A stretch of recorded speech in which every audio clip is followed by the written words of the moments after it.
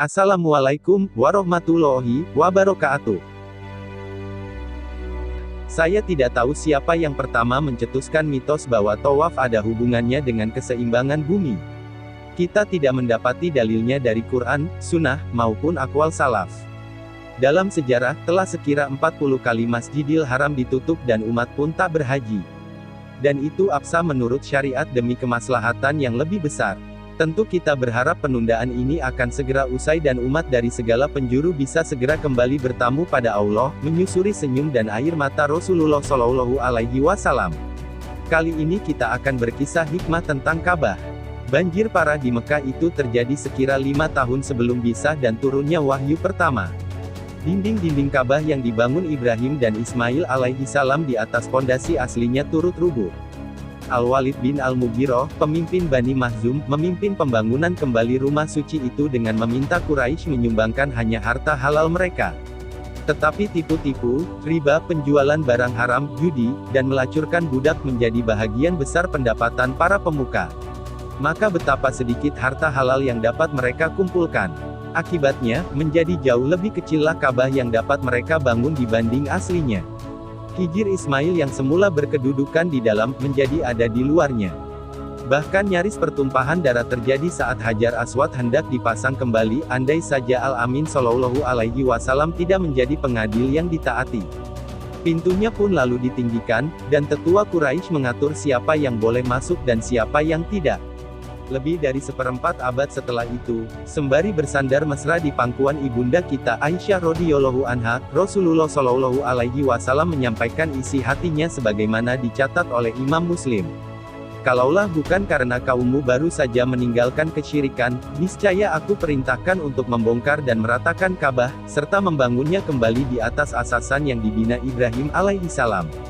Kemudian pintunya aku buat menjadi sejajar dengan tanah setelah dulu kaummu meninggikannya dan membatasi sesiapa yang boleh masuk ke dalamnya.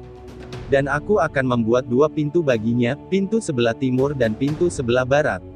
Lalu akan aku tambahkan untuk Ka'bah dari Hijir Ismail sebanyak 6 hasta, karena sesungguhnya mereka menguranginya di saat membangunnya. Wasiat Rasulullah Shallallahu Alaihi Wasallam ini disampaikan Aisyah kepada para muridnya, termasuk putra saudarinya Asma, yang amat beliau sayangi, Abdullah bin Az-Zubair. Lelaki pemberani putra Hawari Rasulillah dan Zatun Nitokoin ini kelak dibayat menjadi khalifah di Mekah sepeninggal Muawiyah bin Abu Sufyan, karena penunjukan Yazid di Syam, beliau anggap tidak sah. Sementara Yazid lalu digantikan Muawiyah bin Yazid dan kemudian Marwan bin Al-Hakam memerintah dari Damaskus, daerah Hijaz, Yaman, dan sebagian Irak. Tetap setia pada Abdullah bin Az-Zubair. Dan salah satu hal yang beliau lakukan sebagai khalifah adalah merombak Ka'bah sesuai hadits ibunda kita Aisyah. Maka Ka'bah kembali ke bentuk balok raksasa, bukan lagi kubus.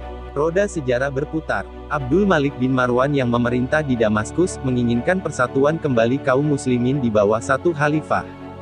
Pilihannya pahit memang, menyingkirkan Abdullah bin Az-Zubair.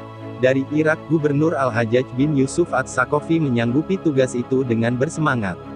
Dengan gegap gempita pasukannya mengepung Masjidil Haram. Manjanik-manjaniknya melontarkan batu-batu besar yang lagi-lagi merubuhkan Ka'bah. Abdullah bin Az-Zubair gugur syahid, menggenapi sekira 120.000 lainnya korban Al-Hajjaj, yang dalam mimpi Umar bin Abdul Aziz, semua diizinkan mengkisosnya di akhirat. Al-Hajjaj tak sudi membangun kembali Ka'bah yang seperti buatan Abdullah bin Az-Zubair. Meski dikatakan berulang kali bahwa itu wasiat Rasulullah Shallallahu Alaihi Wasallam, dia membangunnya justru seperti buatan Quraisy. Roda sejarah berputar lagi. Khalifah Harun ar-Rasyid dari Daulah Abbasiyah menghadap Imam Malik. "Bagaimana pendapatmu ya Imam?" ujarnya. "Sekiranya kubangun kembali Ka'bah sesuai binaan Ibrahim alaihi salam, sesuai wasiat Rasulullah Shallallahu Alaihi Wasallam, dan sesuai bangunan paman kami Abdullah bin Az-Zubair."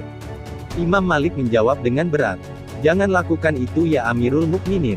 "Mengapa?" "Aku khawatir setelahmu nanti datang penguasa lain yang membencimu, lalu dia robohkan Ka'bahmu dan bangun lagi berbeda, lalu datang lagi yang lain dan begitu seterusnya.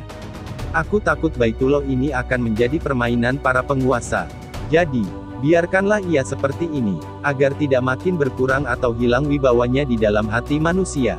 Fatwa Imam Malik ditaati oleh Harun ar-Rasyid.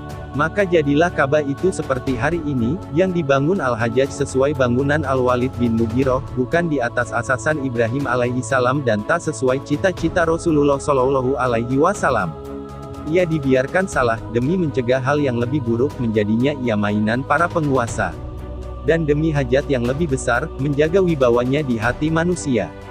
Hingga kini, fatwa Imam Malik berdasar Sadut Zariyah atau menutup pintu kerusakan ini diterima sebagai ijma kaum muslimin. Tak ada yang mempersoalkannya kecuali sebagai catatan saja. Tak ada pula yang sampai hati menyebut beliau menyelisihi sunnah. Inilah keluasan fikih itu. Ada yang lebih besar dari soal tepat atau tidak tepat. Ada ilat yang mesti dipertimbangkan dalam tiap penetapan hukum. Ada rasa-rasa yang harus dijaga di dalam dada manusia meski ada nas yang terlanggar.